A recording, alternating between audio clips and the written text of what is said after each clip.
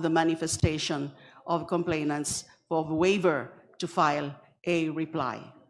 Now, the core agenda today is the determination of the sufficiency of the grounds in the complaints. Now, we all know, I just have to read what is reflected or stated in the complaint itself about the 6 grounds. Ground number 1, VP Duterte committed culpable violation of the Constitution and betrayed the public trust by committing plunder and all malversation, graft and corruption and other high crimes in amassing and converting the amount of not less than 500 million pesos from the confidential funds allocated to the Office of the Vice President for the years 2022 and 2023.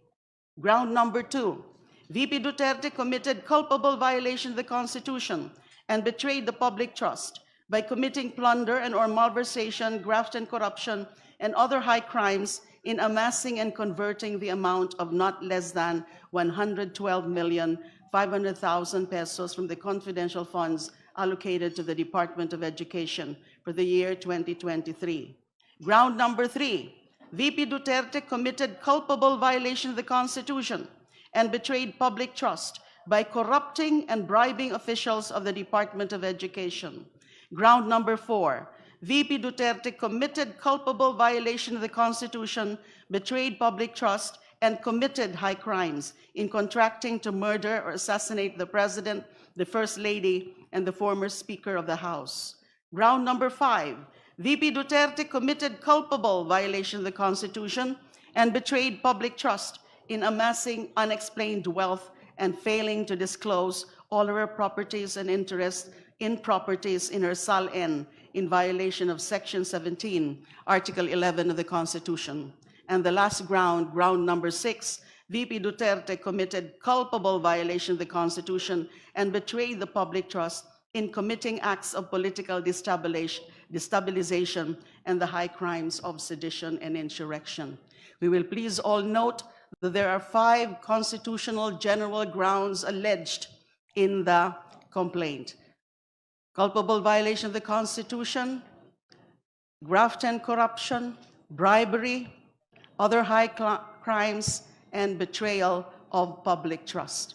And you will please also recall that in the discussion on the sufficiency of substance, actually, the matter about the existence of these grounds have been touched already, in addition to the determination of the discussion or the inquiry into the sufficiency in substance of the complaint. So I see no reason why we will have to go through incisively into these alleged grounds, the enumerated grounds in the Saballa et al. Complaint. When in the first place, as I expressed earlier, the answer did not specifically controvert any of those material allegations.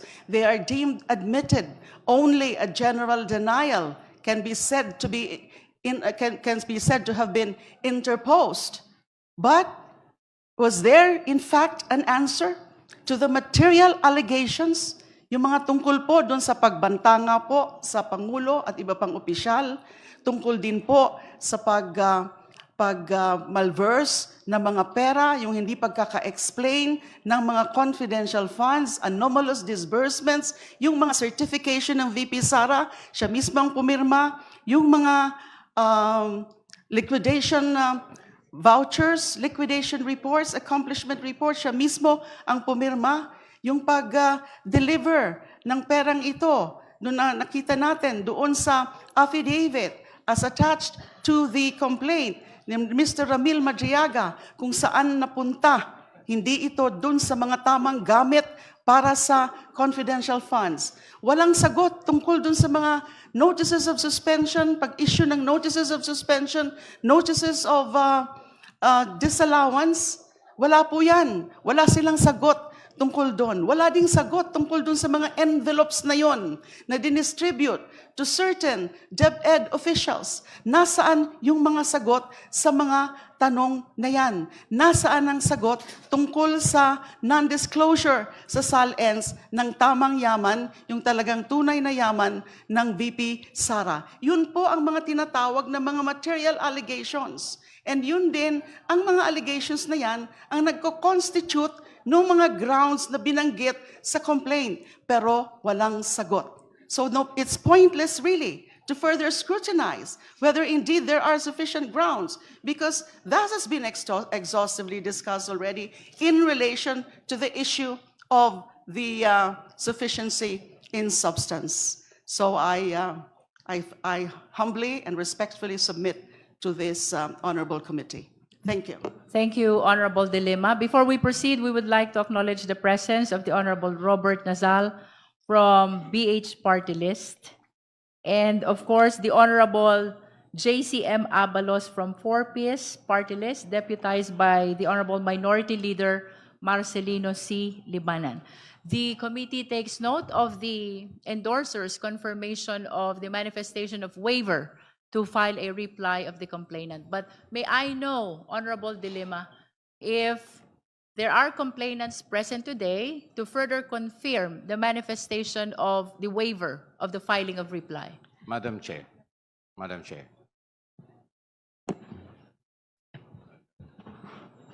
The gentleman is recognized. Congressman Fortes. The Madam Honorable Chair. Fortes is recognized. Yeah, Madam Chair, just a point of inquiry. Considering that answer has been filed, issues has been joined, the answer has been duly signed by counsel of the respondent, BP Sara. Does the rule of the impeachment under the House allow the respondent to be represented at this point of time of the proceedings by their respective counsel? Reading from the rule, Honorable Fortes, the proceeding before the Justice Committee is for the Justice members only. If indeed the participation of lawyers of the parties are allowed, the same are limited to assisting the respective clients. Thank you for that clarification, Madam Chair. But in the same way that the Chair is inquiring as to the presence of the complainants who would confirm the waiver, will BP Sara, if she so decides, appear before these proceedings at this point in time, in the same way that complainants will be allowed to confirm? The proper time for the parties to participate, which includes the complainant, the witnesses, and the respondent, will be the hearing, during the hearing proper. That will happen after the determination of whether or not there's sufficient ground that supports the impeachment complaint. The only reason why we are asking the endorser if there are complainants who are present is because it is provided under the rules that they may file a reply in a period of 3 days from receipt of the answer. The Committee on Justice is in receipt, of course, of the manifestation of the waiver. But since the confirmation was done by the endorser, we will be able to substantiate it more or perhaps confirm it more if there are complainant or perhaps lawyer who can further attest to the manifestation of the waiver of filing of reply.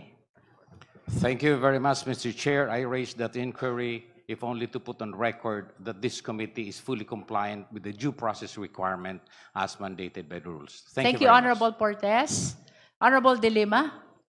In response to the query of the Honorable Chair, Madam Chair, as to the presence of the complainants, there are no complainants at today's hearing, at today's proceedings, but they have executed an SPA, Special Power of Attorney, in favor of the law firm of Sapayan, Lim, Alvarez, and Ligutan, or the Saligal Law, and Attorney Amando Virgil Ligutan, and or any of the attorneys or lawyers. And Attorney Amando Virgil Ligutan is present today to confirm that indeed an SPA was executed in his favor as representative, not really counsel, but representative of the complainants of the Sabalia et al. Complaint. We value the confirmation of the Honorable De Lima, but for purposes of the record, we would like to take advantage of the presence of the lawyers. So may we call one of the lawyers of the complainant? COMSEC, kindly administer the oath. for the confirmation of the manifestation of waiver of the filing of reply. Kindly approach the microphone, Attorney Ligutan.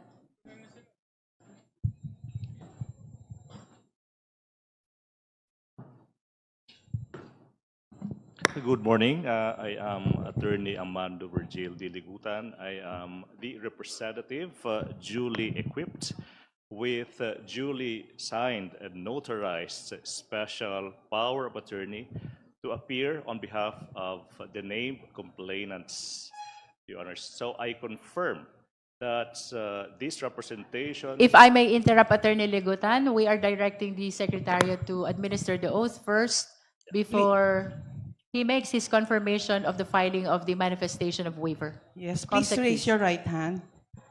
Do you swear to tell the truth, the whole truth, and nothing but the truth before this committee? I do. You may now proceed, Attorney Ligutan. All right. So, good morning, Madam Chair. On behalf of the named complainants of the third impeachment complaints, I confirm that we are formally filing our manifestation to file a waiver, to file a reply to the Vice President's answer.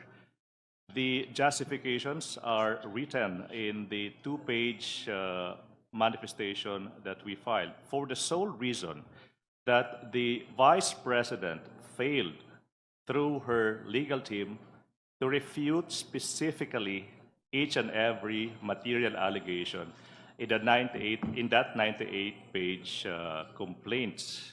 For that reason, the complainants deem it unnecessary to reply to the Vice President's non-answer, Madam Chair.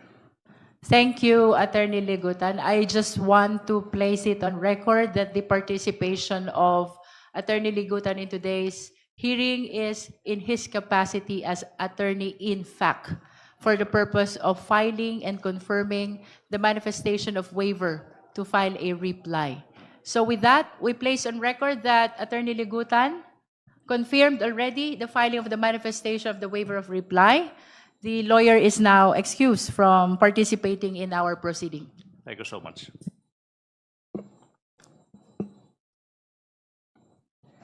We've heard the position of the endorser of Sabalia et al. Complaint as to the sufficiency in ground of the third impeachment complaint.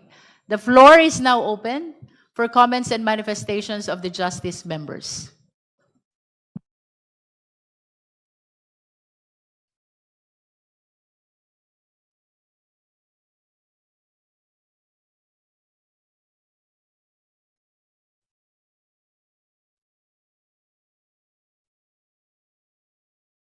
Madam Chair. The Honorable Rodriguez. Yeah, Madam Chair, I have read the consolidated verified answer, and I'd call Telam with caution. And certainly, I would express my disappointment with the legal team of the Vice President, who has 16 lawyers who have signed this particular answer. In an answer, the grounds which were averted to in the third complaint, 6 grounds, should have been answered one by one, because there is a finding by the committee of sufficiency in substance of the 6, although I would like to state that of the 6, I find that those with substance sufficiency is the first and the fourth ground. The other 4 are not. But however, since the committee voted for the entire third complaint to be sufficient in substance, it behooves upon the lawyers. I have been, I was a practicing lawyer before, and quite some time, and I have met many of the lawyers of the Vice President. They're very good. However, in this case, there is no answer to the 6 grounds of the third complaint, and also no direct answer to the 5 grounds. There were 8 grounds in the fourth complaint, but the 6 to 8 complaints were found by the committee to just be corroborative to the first to the fifth grounds. In the fourth complaint, I find that the first two has sufficiency in substance, that 3 do not. But I, therefore, am surprised that in this particular case, there is no discussion per ground, and therefore would not give us the real answer of the respondent to the 6 and 5 grounds. 6 in the third complaint, 5 in the fourth complaint. However, Mr. Chair, reading this, there is indeed, I'm only interested in the answer on the 125 million confidential funds in 2022 of the Vice President. And there is an answer. This is paragraph 24. This is page 5 of the answer, consolidated answer. For this 125 confidential funds, the only answer of the Vice President is that in its deliberations of the Saballa and Cabrera complaints, this committee disregarded the petition for review in Sara Z. Duterte versus Nilda B. Plaras, docketed as COA CP number 2024-0194, before the Commission on Audit, COA, Commission proper, notwithstanding that the subject of that appeal is the notice of disallowance involving the same confidential funds that constitute the principal basis of the accusations therein. Significantly, the matter remains pending and unresolved, and any ruling of the COA would, in any event, remain subject to final judicial review of the Supreme Court. A bare answer to definite allegations, ultimate facts in the third complaint and the fourth complaint. So, but this also would, at the same time, provide the committee the obligation to hear the case, to hear the COA on precisely, because I have heard the Vice President say that Mary Chris Piatos will be explained. The 11 days will be explained of the 125 million. But unfortunately, it's not here. But I would say that there is an answer, but precisely it does not have the facts that would constitute the real answer, so a hearing would be required on this particular matter. There is therefore sufficiency of ground for the ground of the 125 million confidential fund. Next, the next one where there are just 2 grounds that I'm saying there is sufficiency and substance. The next one is the threat against the President, the First Lady, the Speaker of the House, Martin Romualdez, by the Vice President of the Republic of the Philippines. The only answer here is on page 9, paragraph 53. This is the only thing that would answer those ultimate facts stated in both the third complaint and the fourth complaint. And may I read, therefore, the answer of the respondent to this threat. It says here, the impeachment complaints likewise brazenly accuse the Vice President of entering into a supposed contract to kill. Yet, they fail to present any shred of proof that any such contract ever existed. Instead, complainants rely on exaggerated conclusions dressed up as fact.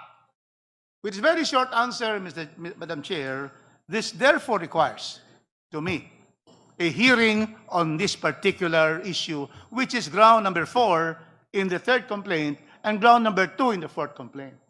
So as far as these 2, Madam Chair, I find there is sufficient grounds to continue with the hearing of this case. And since the others were not also, Madam Chair, the others were not clearly answered to, ground by ground, then the decision of the committee stands that there is sufficiency in substance in all the 6 grounds under the complaint, the third complaint, and the 5 grounds under the fourth complaint.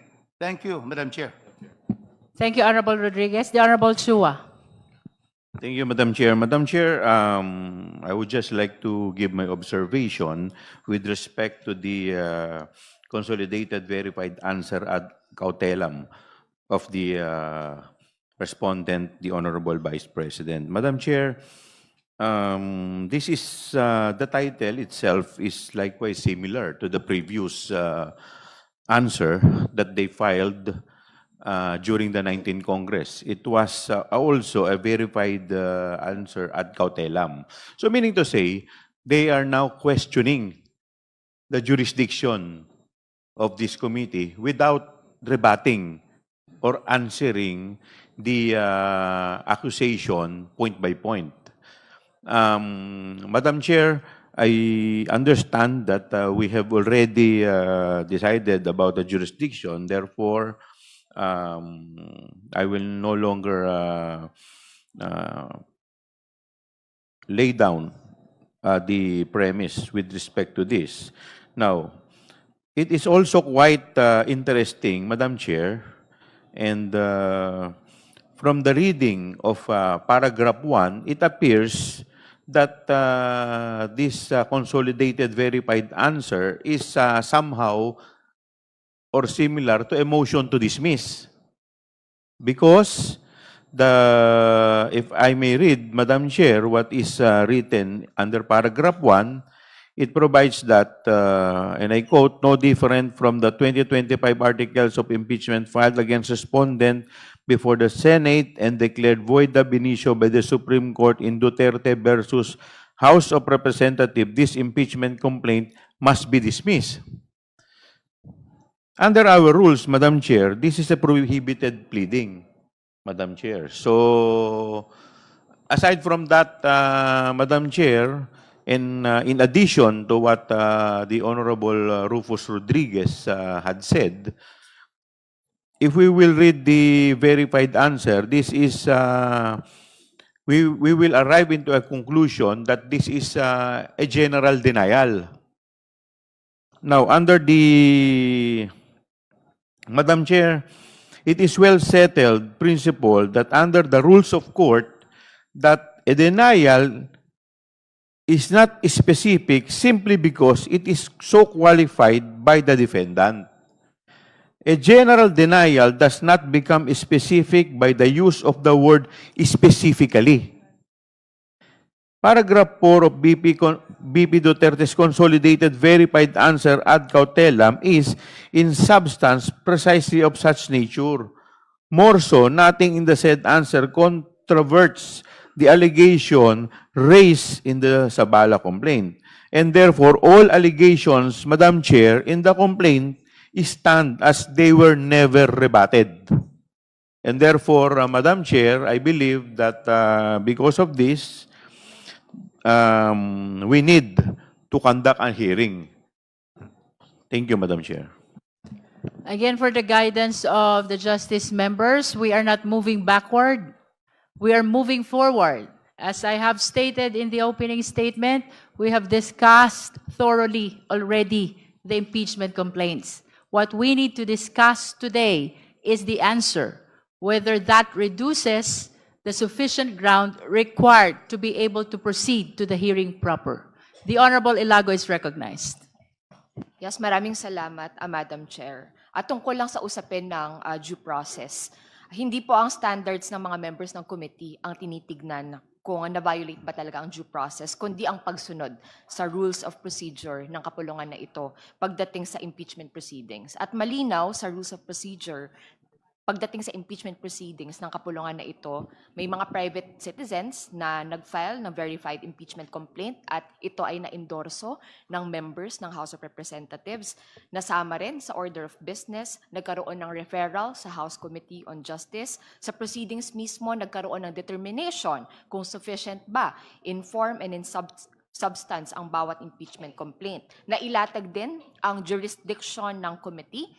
At si VP Sara naman po ay isang impeachable officer at may ultimate facts na tumutukoy sa grounds na nailahad ng mga complaints. Nakita rin ng mayorya ng members ng Committee on Justice na hindi sufficient in substance ang mga complaints. Ngayon, nabigyan na nga ng pagkakataon si VP Sara Duterte na mag-file ng kanyang reply, ngunit hindi naman niya na-address ang mga grounds doon sa mga nasabing impeachment complaint. Ayan. Kaya, Madam Chair, hayaan nyo na lang na bahagi ko rin sa kapulungan na ito na tayo po ay consistent doon sa sinabi natin na sufficient po in substance yung mga impeachment complaint, ay naniniwala din po tayo na sufficient pagdating sa grounds ito pong third impeachment complaint.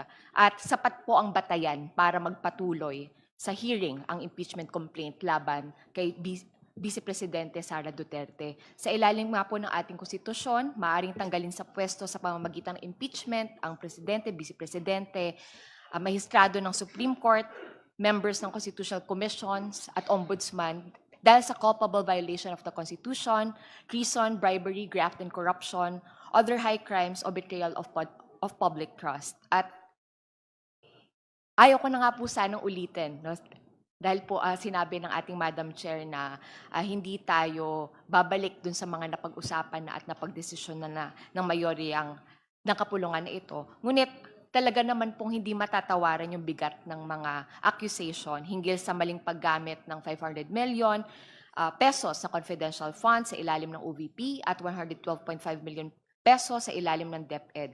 Higit po na nakakabahala yung paggamit din ng mga peking pangalan at dokumento upang pagtakpan ang korupsyon sa OVP at DepEd.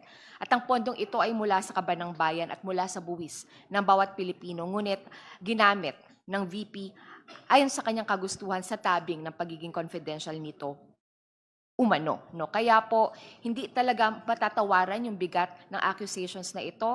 At nakakabahala rin po yung accusation sa pag-hire ng assassin para pumatay. Sa mga maliliit po na tao, nakukulong agad sa pagnanakaw ng delata para lang makakain, o may pagpatay agad sa mga ordinaryong mamamayan kapag po naaakusahan na sangkot sa gera kontra droga. Pero bakit po sa pangalawa na pinakamataas natin na opisyal sa pamahalaan ay wala pang pananagutan? Ayan. Kaya po sa pangkabuuan, malakas po talaga ang basis para magpatuloy sa impeachment proceedings na ito at matuloy-tuloy po natin ang landas tungo sa pananagutan. Maraming salamat, Madam Chair. Thank you, Honorable Ilago. Any other member who wish to manifest on the sufficiency in ground of the third impeachment complaint, that is Father Sabalia et al. Impeachment complaint? The Chair wishes to state for the record that with the waiver of filing of reply of the complainants of the third and fourth impeachment complaint, the complaints and answer are deemed submitted for the purpose of determination of sufficiency in ground. Since the complainants waived already the filing of the reply, we have no reason to anticipate the filing of a rejoinder. It therefore means that the answer of the respondent is the last responsive pleading, which will be included in our consideration in the determination of sufficiency in ground. Any other member who wishes to manifest on the third complaint? Madam Chair. Madam Chair. The Honorable Ko. Thank you, Madam Chair. Madam Chair, gaya po ng ibang mga miyembro ng ating Committee on Justice, ako rin po ay gustong magpahayag ng dismaya sa naging developments ng sagot ni VP Sara Duterte. Sa ideal, meron pong 2 impeachment complaints na kinakaharap si VP Sara. Sana po ay nagkaroon ng oras, nagkaroon ng pagdetalye, ng pagsagot sa mga bawat paragraph, bawat recital of ultimate fact, bawat ground na inaakusahan ng publiko si VP Sara.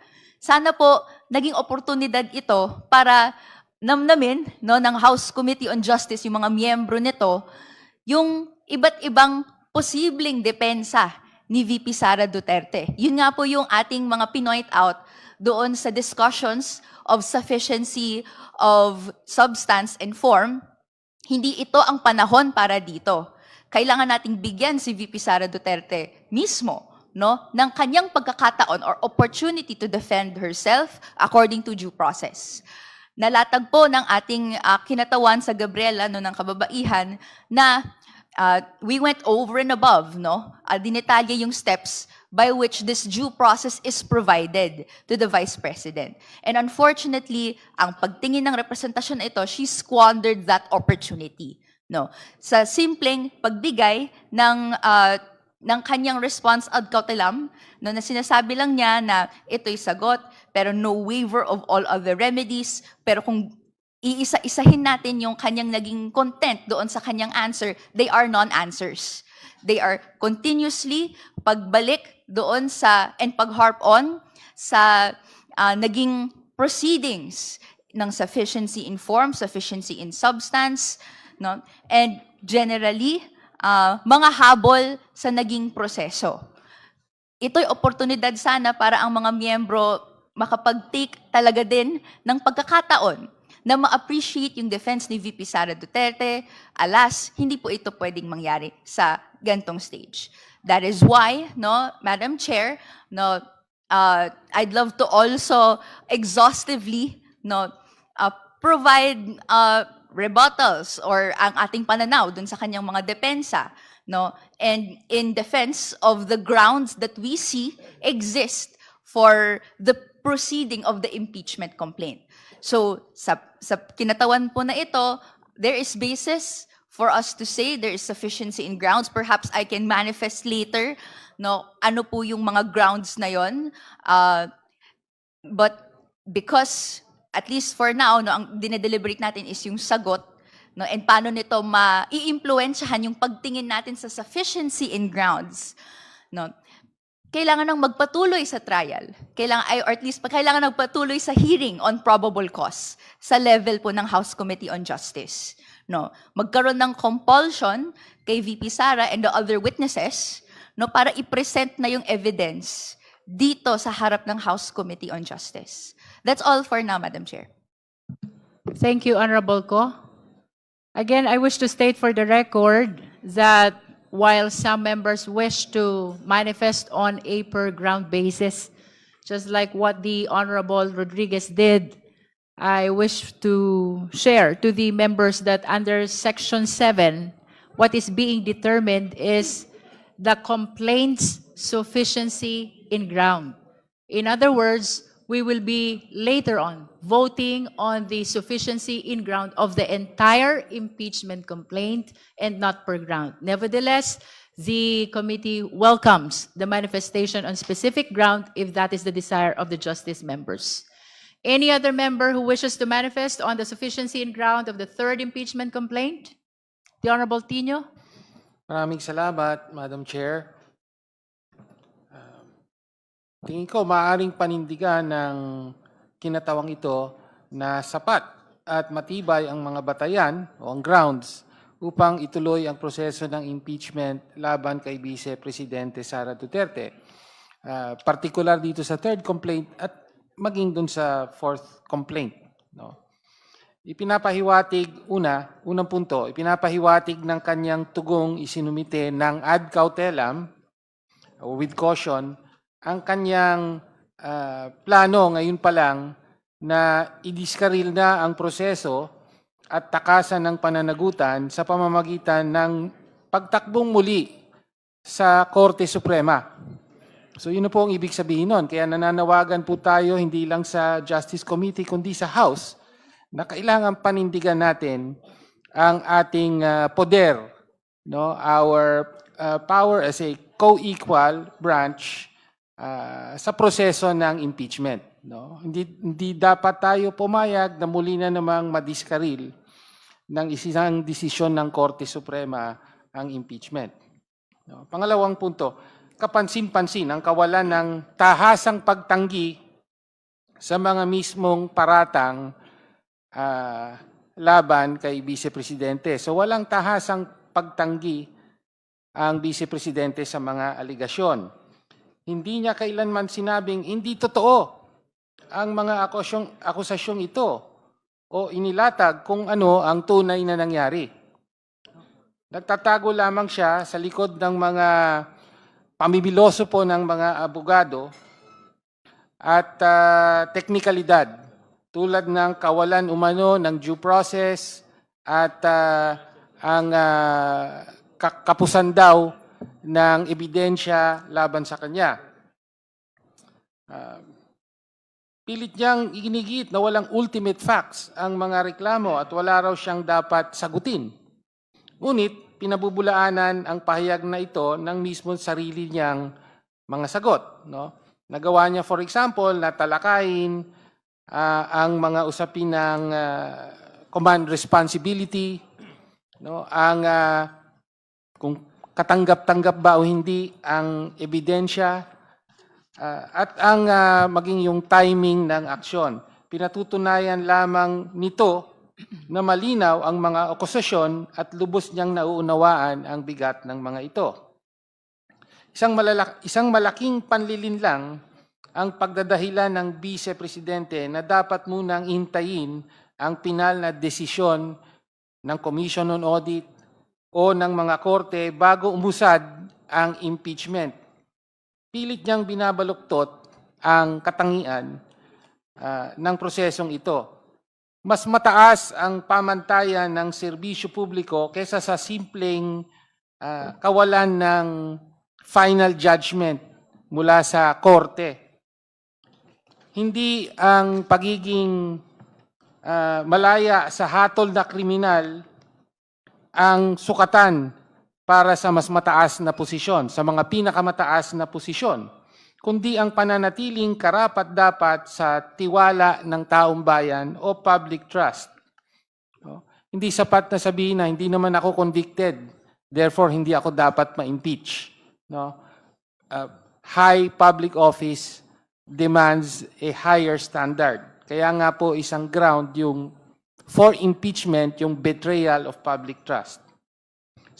Sinasalamin ng ganitong palusot ang katangian ng mga umaabuso at nagnanakaw sa pondo ng taong bayan ng mga public officials na nagtatago sa likod ng mga batas habang walang awang pinagkakaitan ng batayang serbisyo ang mamamayang Pilipino. Walang batayan ang pag-iyak niya ng kawalan ng due process. Nabigyan siya ng abiso ng komiting ito, binigyan siya ng pagkakataong sumagot at nakapagsumite nga siya ng kanyang panig. Sa kabilang banda, nais po nating irehistro at nagpapahayag tayo rito ng mahigpit na reserbasyon sa pagsama ng mga paratang ng sedition, destabilization at kaugnay both in the third as well as the fourth complaint bilang mga batayan o grounds sa reklamong ito.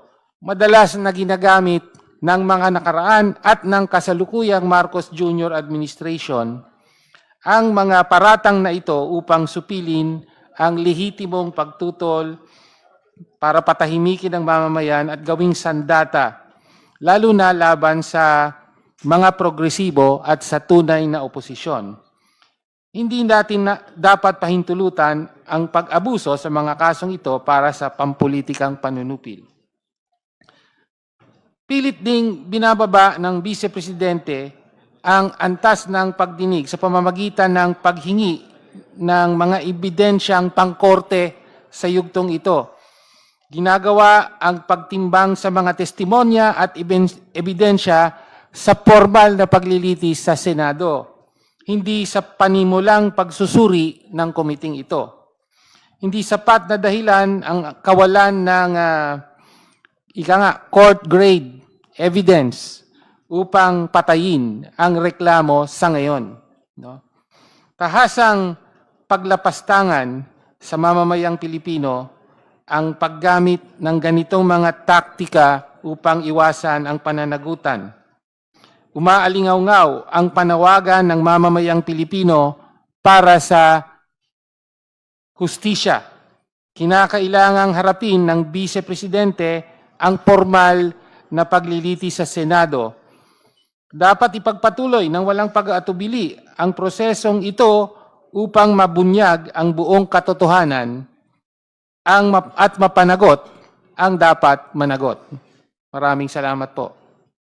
Thank you, Honorable Tino. The Honorable Nasal. Thank you, Madam Chair. You mentioned earlier that just a point of clarification, you mentioned earlier that no additional pleadings will be allowed after It the is hearing. because the complainants who are given the opportunity to answer the answer, Yes, ma'am. that is by way of filing a reply, already waived that opportunity.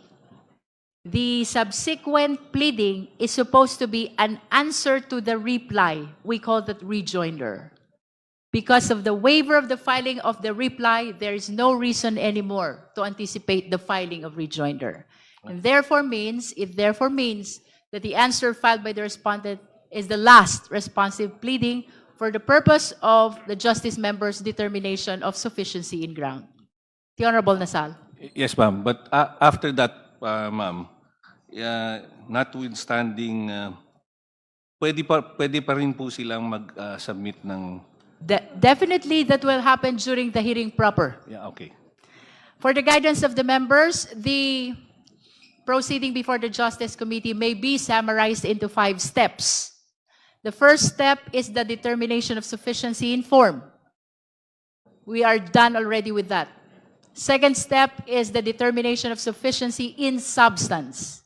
We are done already with that. Our third step is the filing of responsive pleadings. That includes the answer, the reply, and the rejoinder if there's no waiver of the filing of reply. These pleadings will be used for the purpose of the determination of sufficiency in ground. The next is the fourth step. That is the hearing proper. Notwithstanding the failure of the answer of the respondent to address the specific allegations of offenses and grounds, the respondent can still present their evidence during the hearing proper. Thank you very much, ma'am. To complete the steps after the fourth step, when we are done with the presentation of all the evidence and witnesses of both the complainant and the respondent, we proceed to step 5.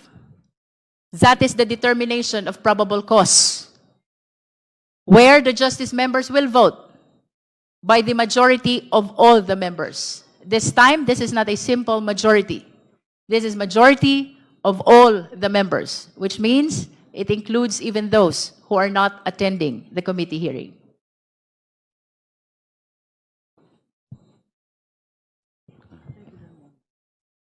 Before I call the Honorable Marcoleta, I wish to acknowledge the Honorable Brian Po, Vice Chairperson, of course, of the Committee on Justice from FPJ Panday Bayanihan Party List.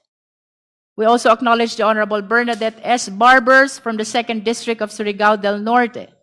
We acknowledge as well the Honorable Ramon Rodrigo L. Gutierrez, Deputy Majority Leader from One Rider Party List. We acknowledge the Honorable Ana Victoria Veloso Tuason, Deputy Majority Leader. We also acknowledge the Honorable Janice Degamo from the 3rd District of Negros Oriental. We thank and acknowledge the presence of our Senior Deputy Speaker, the Honorable Ferdinand L. Hernandez from the 2nd District of South Cotabato. We also acknowledge the presence of the Honorable Julian Jam Baronda, Deputy Majority Leader. We acknowledge as well the Honorable Deputy Speaker, Yaser Alonto Balindong. We also acknowledge Deputy Speaker Janet J. Garin, Deputy Speaker Jefferson F. Conghon, Deputy Minority Leader Honorable Reynolds Michael T. Tan, and Deputy Majority Leader Honorable Hill Cabarangay A. Acosta Jr. To all the justice members and ex-officio members who are here today, thank you for coming.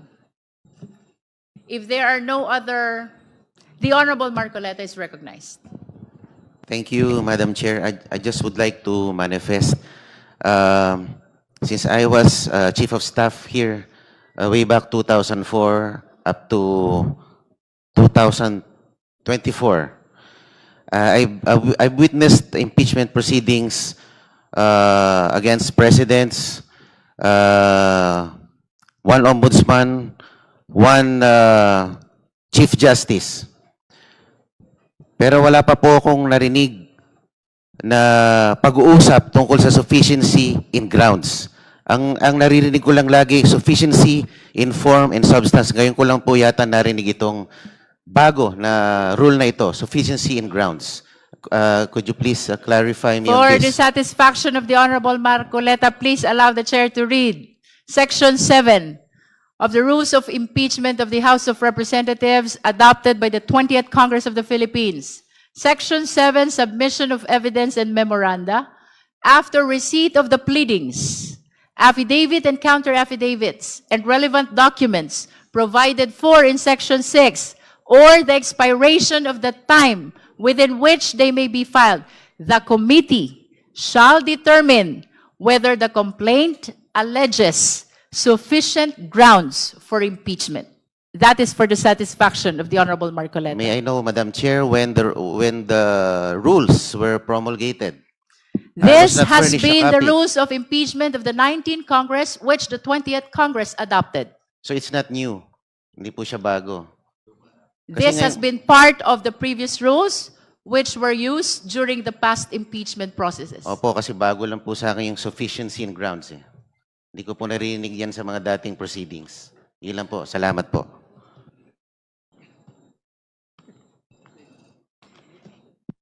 There are no other manifestations on the third impeachment complaint, then we are calling the endorser of the fourth impeachment complaint to manifest their position on the sufficiency in ground.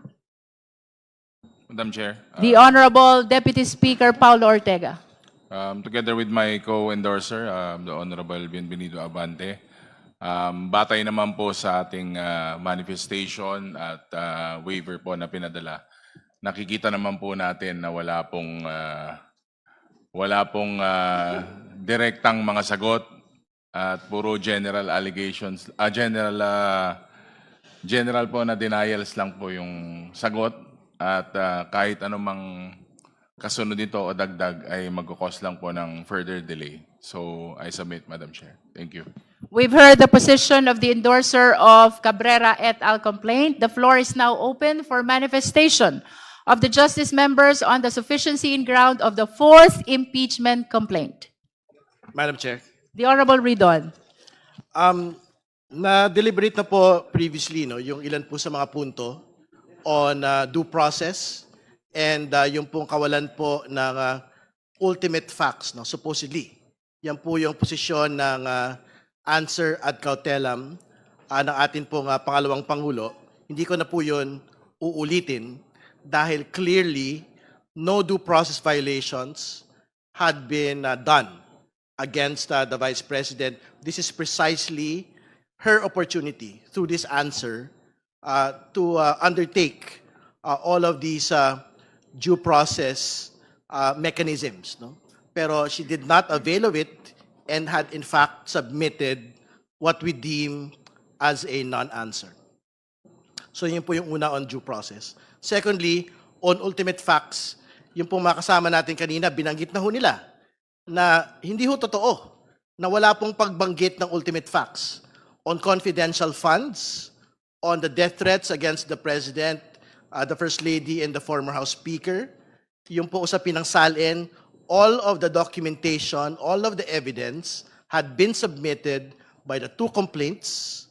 At ito po yung mga papatunayan in each and every step of the proceeding. So hindi po ito totoo na wala pong ultimate facts. But as a final point, Madam Chair, gusto kong banggitin yung binabanggit nilang double standard ng komite sa papatupad ng atin pong rules on the President's impeachment and on the Vice President's impeachment. Hindi po totoo na meron pong double standard dito. Kasi wala akong pwedeng paghambing on how the committee had undertaken both impeachment proceedings. Kasi sa una't una, in the President's impeachment, ano ho ba yung laman nung pong mga submissions doon po sa impeachment complaint ng particular po ng mga binasurang complaints. Una, karamihan po doon mga news articles lang po yung binabanggit po nila. Pangalawa, meron po doon binabanggit na ebidensya, unauthenticated video document. Ibig sabihin, walang affidavit.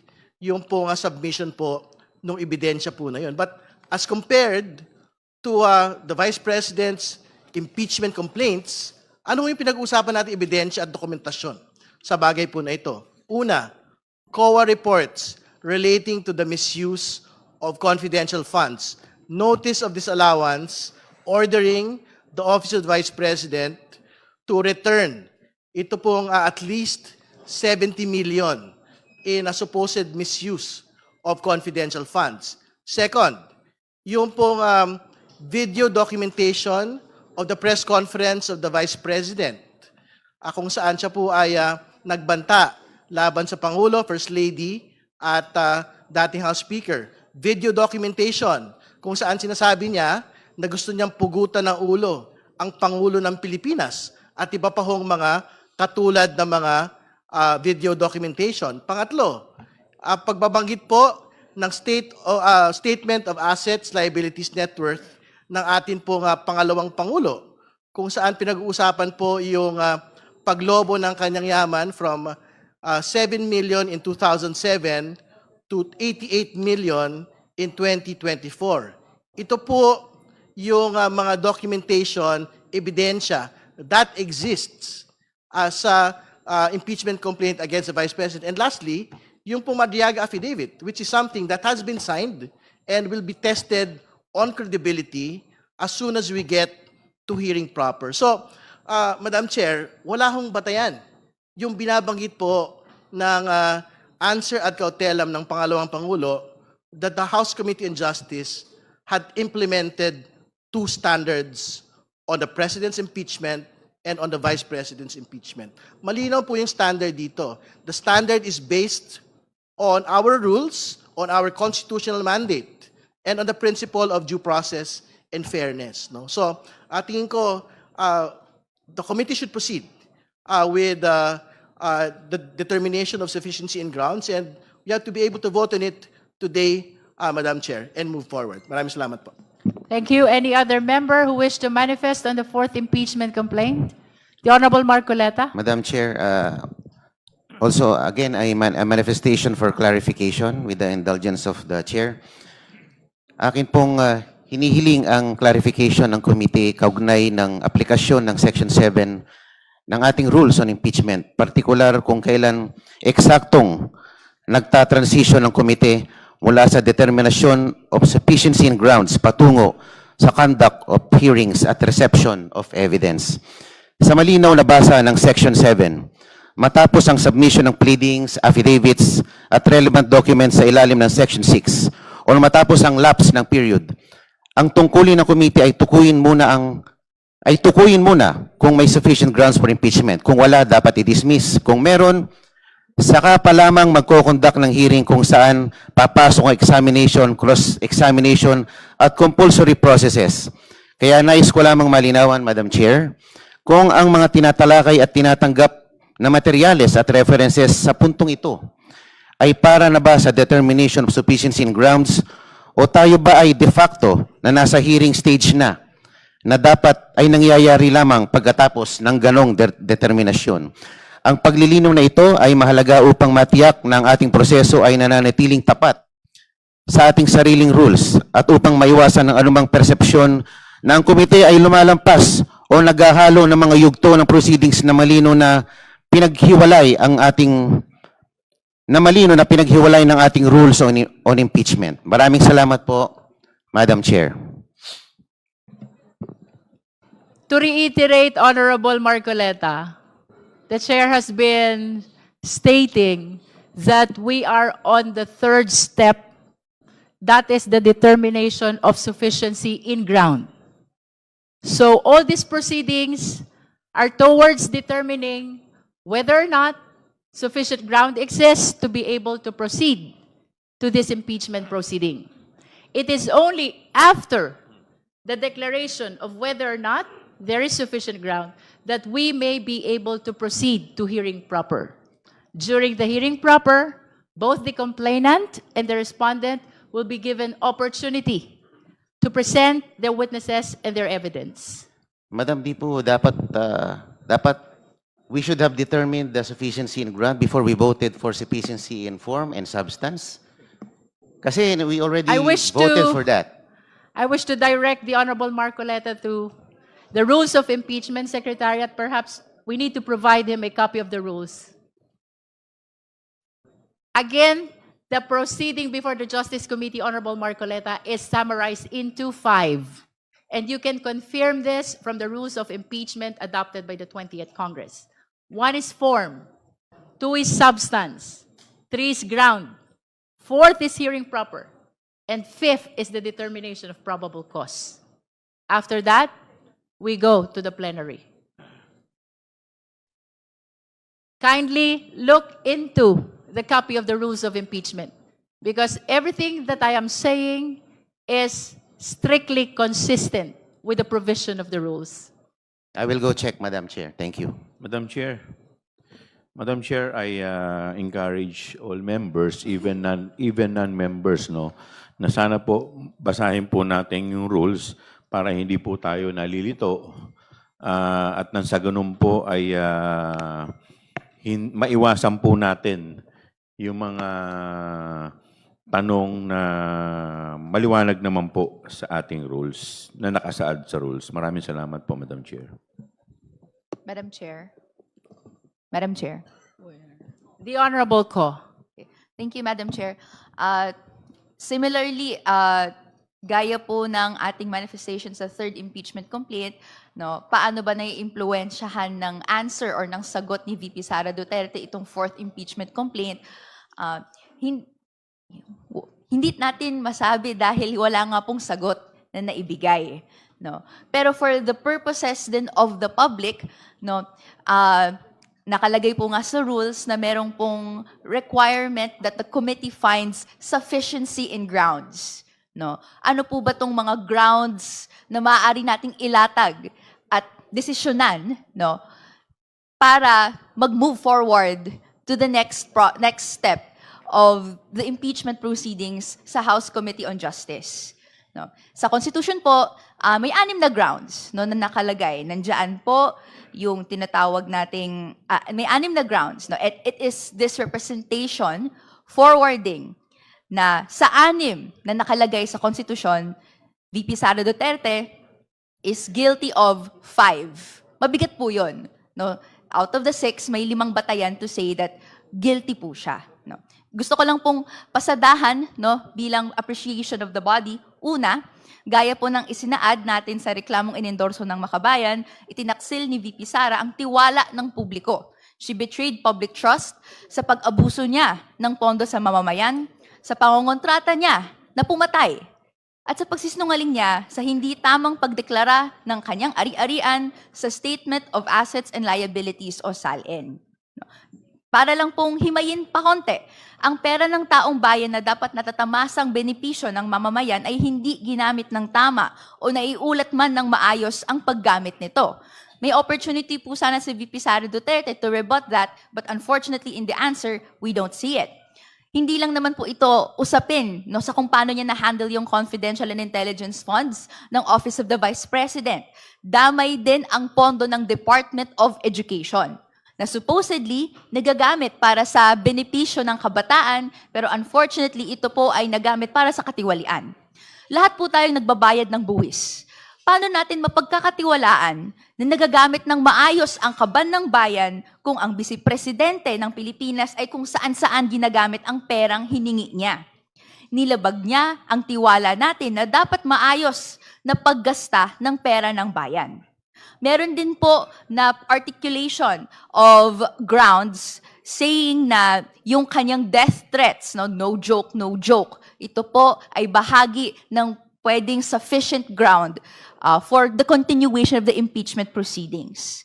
In this representation's opinion, ang kanyang ding pangongontrata ng pagpatay ng sino man, Pangulo man iyan o ordinaryong mamamayan ay paglabag din sa tiwala ng publiko. Tatak Duterte talaga, like father, like daughter. Pagpapatuloy ng culture of impunity, kung saan tahasang maaari na lang pwedeng sabihin at aaktuhan no, yung gantong klaseng threat to life, no, to Filipino citizens. Ikalawa, ano pa po yung mga ibang mga grounds as provided in the Constitution? Culpable violation of the Constitution. Pagtahasang may paglabag sa Konstitusyon, maaari pong ma-impeach ang isang opisyales. At para sa atin, no, may responsibilidad si VP Sara Duterte, mga public officials, na magsabi ng totoo sa kanyang salin, no, sa kanyang mga iba't ibang summons, sa pagdepensa ng spending, but nonetheless, VP Sara Duterte did not do so. Ikatlo, bribery. Siya po ay nanuhol ng kapwa pampublikong opisyal in facilitating covert delivery or distribution of cash to influence official functions. Ikaapat, meron din pong katiwalian at korupsyon, graft or corruption. She caused undue injury to the government by giving unwarranted benefits through irregular disbursements. At meron din pong, lastly, no, other high crimes na ayon sa batas ay mga gawain na krimeng kayang maparusahan sa batas na kung kinasuhan siya ay magiging isang quote-unquote official unworthy to remain in office. Dapat grabe ang bigat ng naging kasalanan na tinamaan mismo ang maayos na paggana ng gobyerno. At pasok po ang kabuuan ng ginawa ni VP Sara Duterte under this definition. No? Samantala, ang representasyon na ito ay critical din, no, sa mga argumento na quote-unquote destabilization or sedition. May arguments na nag-articulate na ang kanyang mga naging salita or ang pagpunta sa peace rally even ay nagko-constitute nito. No, sa bahagi po ng representasyon na ito, nakita natin na ginagamit din to against ordinary citizens, against ordinary Filipinos. And we'd like to advise everyone na mag-caution sa paggamit nito, lalo na't ito ay paraan para mag-express din ng grievances ang mga mamamayan.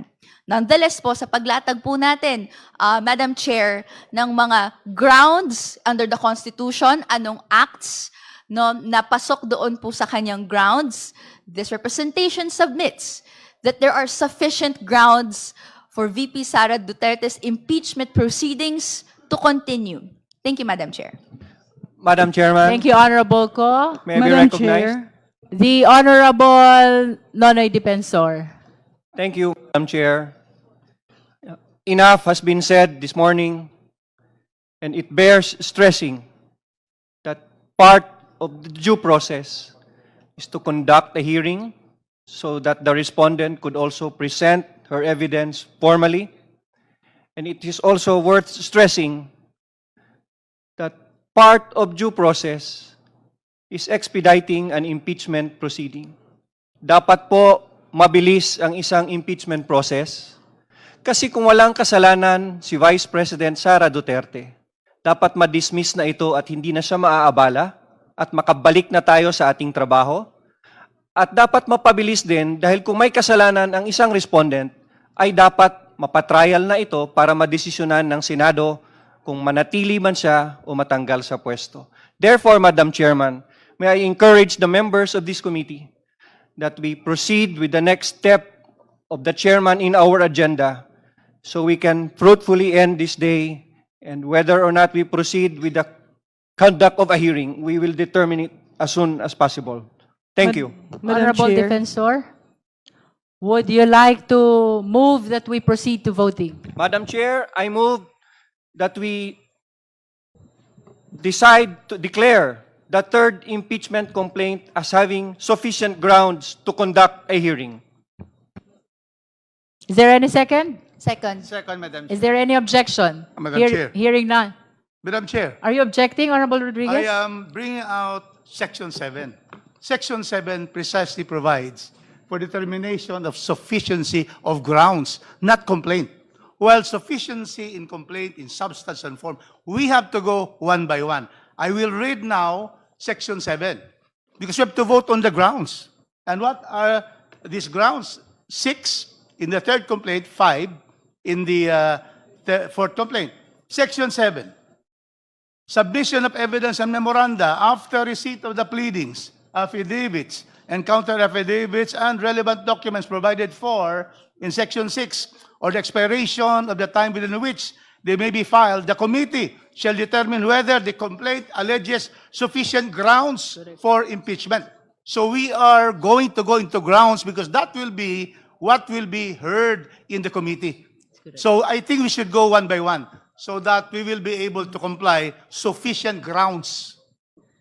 So I move. Honorable the chair. Rodriguez, I encourage that we revisit the wordings of Section 7 because contrary to the opinion of the Honorable Rodriguez, what is being declared as sufficient or insufficient in ground is the complaint and not the grounds alleged in per complaint.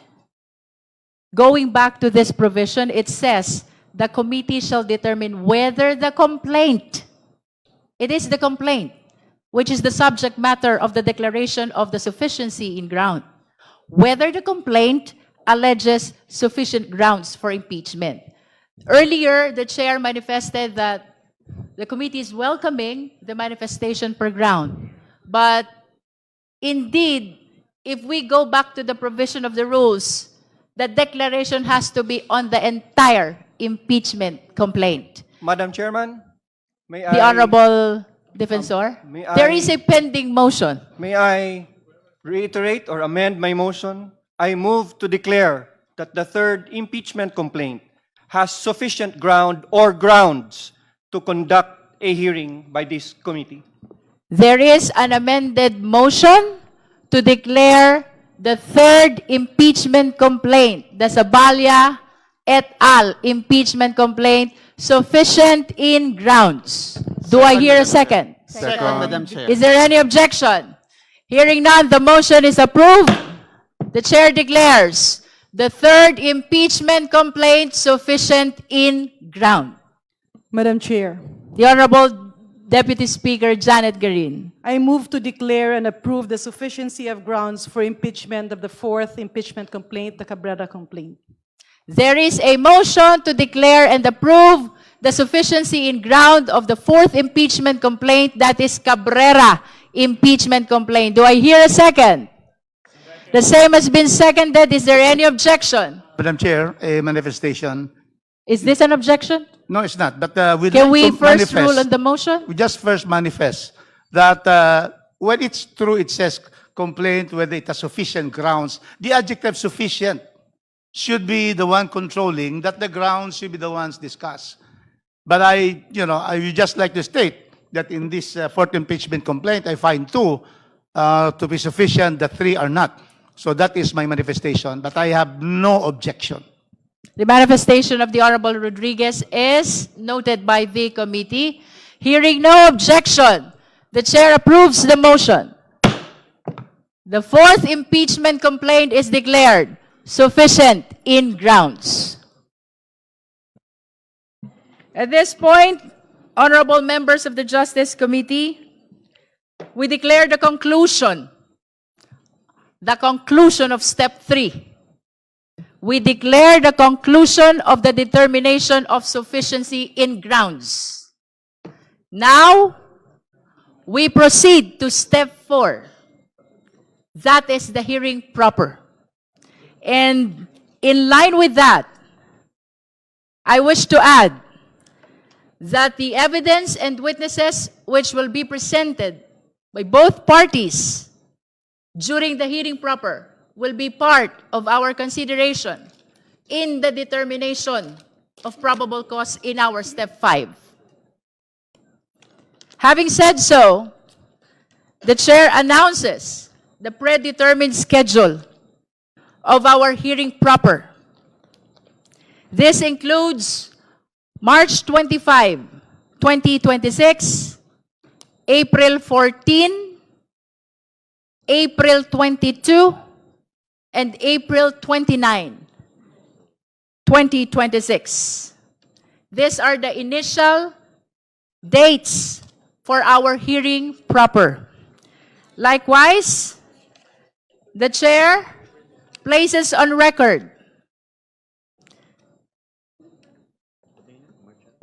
that the committee is in receipt of the approved resolution authorizing, the title of which, authorizing the House Committee on Justice to implement Section 8 of the Rules of Procedure in impeachment proceedings relating to the protection of complainants and witnesses, and further authorizing the committee to continue the conduct of impeachment proceedings and the exercise of ancillary powers during the recess of the House of Representatives from March 21, 2026 to May 3, 2026.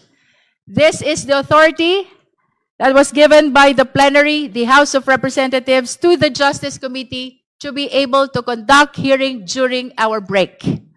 That explains the predetermined schedule for our hearing proper. In addition, the chair places on record the committee's receipt on March 5, 2026, of the letter of the Honorable Chel Jokno. This is a request for issuance of subpoena duces tecum of pertinent documents. We likewise place on record the receipt on March 17, 2026 of a petition for transfer of custody of witness Ramil Madriaga. Likewise, this is from the Honorable Jose Manuel Tadeo Chel Jokno. The request for issuance of subpoena and the petition for transfer of custody will be acted upon by the committee on the initial stage of our hearing proper on March 25, 2026. Nonetheless, we are directing the committee secretariat to provide copy of the request and the petition to all the justice members. We likewise direct the requesting party, Honorable Chel Jokno, to furnish the respondent copy of the request for issuance of subpoena and copy of petition for transfer of custody. Would you like to manifest? Yes, Honorable Madam Chair, Jokno. we will comply with the instructions of the Honorable Chair, transfer of custody. The chair stands corrected. Kindly reflect the correction. Kindly reflect the correction that was manifested by the Honorable Jokno. If there are no other matter,